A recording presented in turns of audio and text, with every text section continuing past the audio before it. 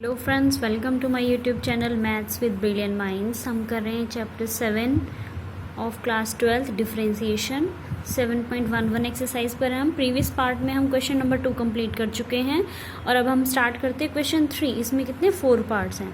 Discuss the applicability of Lagrange's mean value theorem. Means हमें सिर्फ क्या चेक करना है कि अप्लाई हो रही है लैग्रेंजेस मीन वैल्यू थ्योरम यहाँ पर या नहीं। तो फर्स्ट पार्ट हम शुरू करते हैं। F x is equals to alpha. Alpha ये क्या है? Constant function. अल्फ़ा की वैल्यू कुछ भी हो सकती है। क्लोज्ड इंटरवल ए बी। देखो यहाँ पर आप एक्स की कुछ भी वैल्यू पुट करो ए टू बी, लेकिन फंक्शन की वैल्यू तो अल्फ़ा ही आएगी। तो this is constant function. So let us start. Previous part का लिंक आपको डिस्क्रिप्शन में मिल जाएगा।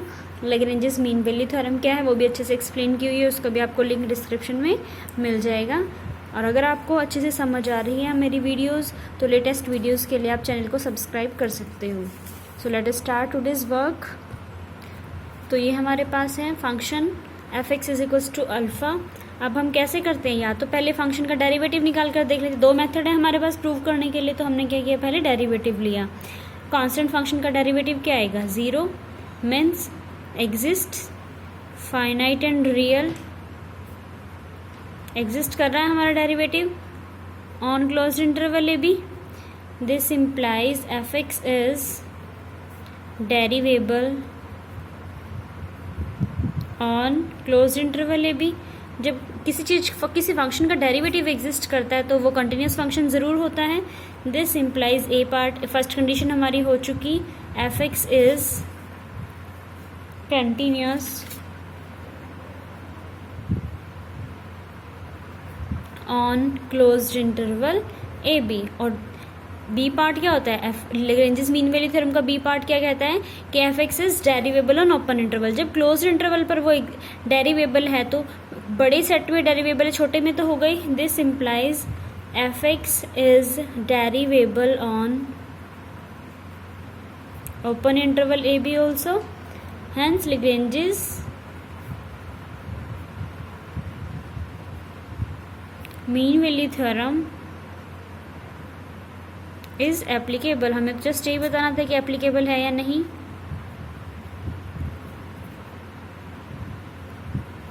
ठीक है, इजी है।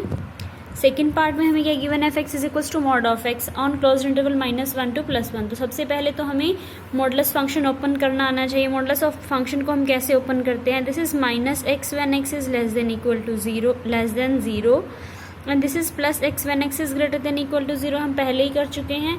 तो इस फंक्शन की अगर हम डेफिनेशन यहाँ पर ओपन करें तो पहले मुझे क्या देखना है, फंक्शन कंटिन्यूस है या नहीं, डेरिवेबल है या नहीं है। ठीक है, तो इट इज़ बेटर कि अगर हम इसकी डेरिवेबिलिटी चेक कर ले। डेरिवेबल हुआ तो कंटिन्यूस हो गई, अदरवाइज मुझे दो डेफिनेशन चेक करनी पड़ेगी, पहले कंटिन्यूटी की देन डेरिवेबिलिटी की। सो हम डायरेक्ट डेरिवेबल वाला कर लेते हैं।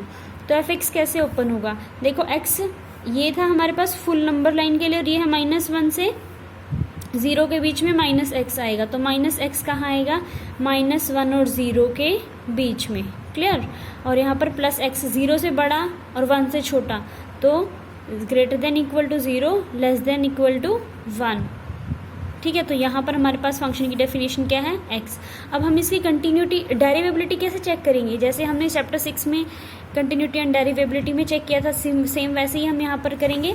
तो यहाँ हम लेफ्ट हैंड डेरिवेटिव कैसे चेक करते थे? डेफिनेशन क्या थी?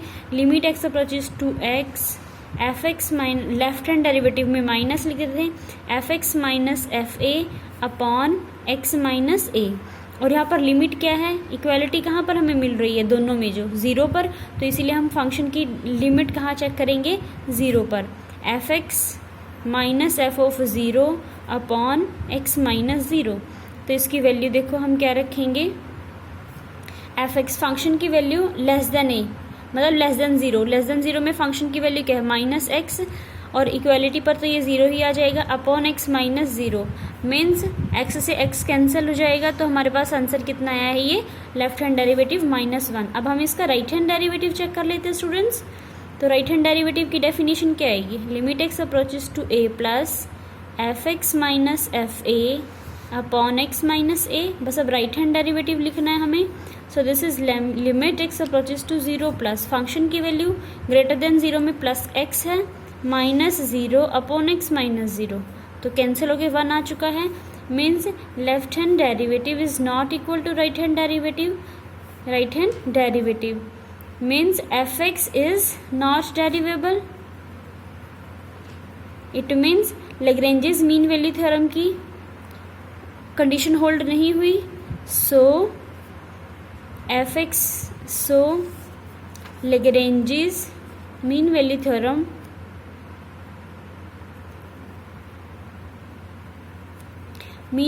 Theorem is not applicable.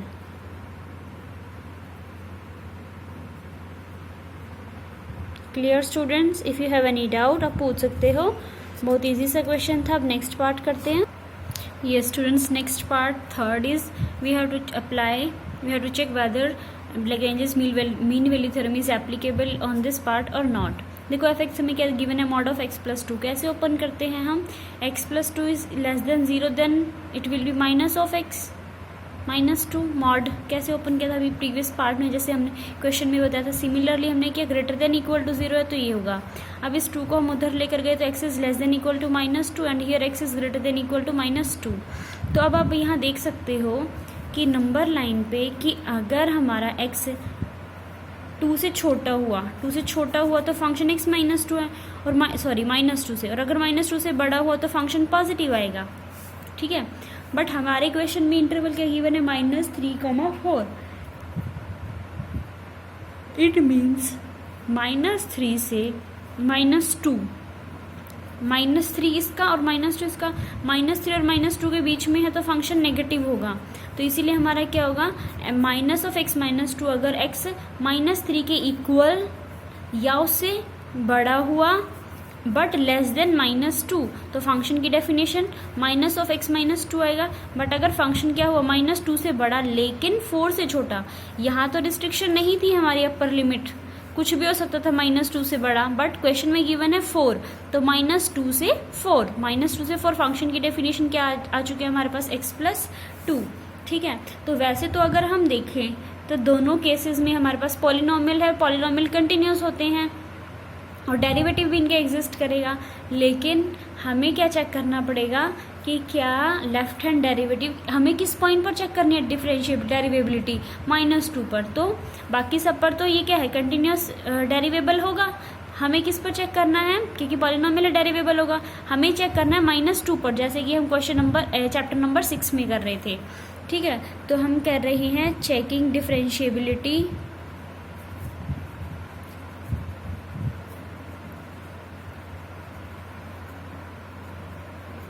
Eight x is equals to -2. तो पहले हम लेफ्ट हैंड डेरिवेटिव ले लेते हैं. लेफ्ट हैंड डेरिवेटिव में limit x approaches to 2 minus function की value fx minus f -2 upon x minus of -2. तो ये आपके पास क्या हो जाएगा, यहाँ पर भी -2 आएगा. Clear? So this is limit x approaches to -2 minus fx. Function की वैल्यू लेफ्ट हैंड लिमिट में लेस देन में क्या आएगी, -x -2 minus f of -2. Equality कहाँ पर है, यहाँ पर. और जब हम इक्वेलिटी में फंक्शन की वैल्यू रखेंगे तो देखो क्या आएगा, -2 + 2 मतलब 0 आ चुका है. क्लियर? देखो इक्वेलिटी जहाँ पर है वहाँ रखेंगे हम, तो वो 0 आ चुका नहीं, यहीं पर ही रखेंगे जहाँ पर हमने जो फंक्शन लिया है. तो 0 अपॉन x+2. इन दोनों में से क्या है, वैसे तो हम h पुट करते लेकिन दोनों में से हमने क्या किया, माइनस साइन कॉमन ले लिया और ये आपके पास आ चुका है x+2 अपॉन x+2. इसके साथ ही कैंसिल, तो ये -1. अब हम इसका राइट हैंड डेरिवेटिव चेक करते हैं.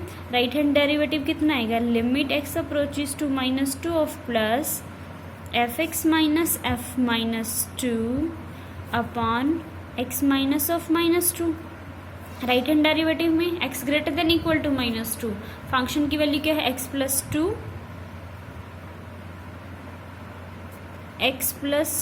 Minus f of -2. 0 आएगा वो फिर से हमारे पास अपॉन x+2. आपको दिखाई दे रहा है x+2 कैंसिल होके क्या आएगा, +1. वो -1 था और ये +1 है, तो left hand derivative is not equal to right hand derivative. Means conditions of, इसका मतलब क्या हुआ, this implies fx is not derivable, is not derivable at x is equals to -2। एक पॉइंट ऐसे मिल चुका है हमें यहाँ पर जिस पर ये डेरिवेबल नहीं है, ओपन इंटरवल में जिस पर ये डेरिवेबल नहीं है। इसका मतलब क्या हुआ, hence condition of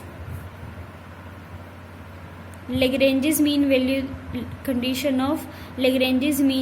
theorem is not satisfied.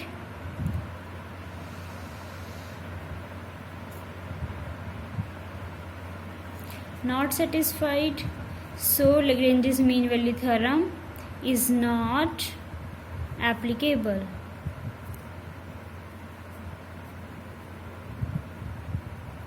That is our question. Last part of question number 3 is F आपको ये गिवन है, फिर से हमें चेक करना है कि एप्लीकेबल है या नहीं लैग्रेंजेस मीन वैल्यू थ्योरम। यहाँ पर इस फंक्शन की फर्दर हम कैसे डेफिनेशन दे सकते हैं। देखो यहाँ पर लेस देन -1 के लिए है और हमें चेक करना है किस इंटरवल पर, 0 से इसके बीच में। तो यहाँ पर हमारे पास क्या बन जाएगा, 0 से greater less than equal to 1, और यहाँ पर क्या होगा, x greater than 1 but less than equal to 3। देखो वैसे तो दोनों क्या है, पॉलिनोमियल है, कंटिन्यूस और डेरिवेबल होंगे, बट हमें किस पॉइंट पर चेक करनी है, 1 पर। तो हम क्या कर देते हैं, checking continuity at x is equal to 1। तो हमने लेफ्ट हैंड डेरिवेटिव किया किस पॉइंट पर, 1 पर। लेफ्ट हैंड डेरिवेटिव में fx minus F of 1 upon x minus 1, जैसे हम पहले करते आ रहे हैं। fx की value left hand x less than 1 में क्या है, फंक्शन 1 प्लस 3x। 0 जब यहाँ पर पुट करेंगे तो कितना आ जाएगा हमारे पास, 1। x की वैल्यू क्या पुट करेंगे हम यहाँ, 1, तो 1 प्लस 3 ये आ जाएगा आपके पास 4 अपॉन x माइनस 1। इसको जब सिंप्लीफाई करोगे, this is 3x minus 3 upon x minus 1। जब यहाँ से हम कॉमन लेंगे तो ये आएगा 3 into x minus 1 upon x minus 1, तो कैंसिल होके लेफ्ट हैंड डेरिवेटिव हमारे पास 3 आ चुका। अब राइट हैंड डेरिवेटिव चेक करते हैं। तो जब हम यहाँ पर राइट हैंड डेरिवेटिव के लिए हमने किया fx ये लिखा पीछे से माइनस एफ ऑफ 1, तो यहाँ पर जब सिंप्लीफाई करेंगे it will be 2x square minus 2, तो 2 कॉमन लिया, it is x square minus 1 upon this. अब यहाँ पर हम फॉर्मूला अप्लाई करेंगे, x approaches to 1 plus 2 into x minus 1 into x plus 1 upon x minus 1, ये कैंसिल। यहाँ पर वैल्यू पुट करेंगे, हम h भी कर सकते हैं और डायरेक्ट भी कर सकते हैं। तो ये हमारे पास कितना आया, 2 टू द 4, और लेफ्ट हैंड डेरिवेटिव में हमारे पास 3 आई थी वैल्यू। देखिए यहाँ पर ये 3 वैल्यू आई थी, यहाँ पर ये 4 आई है। It means again left hand derivative is not equal to right hand derivative, so fx is not डेरिवेबल।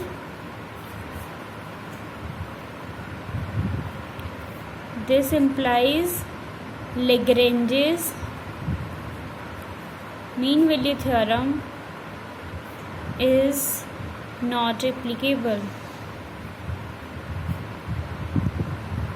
That is all about question number 3. Next part we will do question number 4. Thank you students.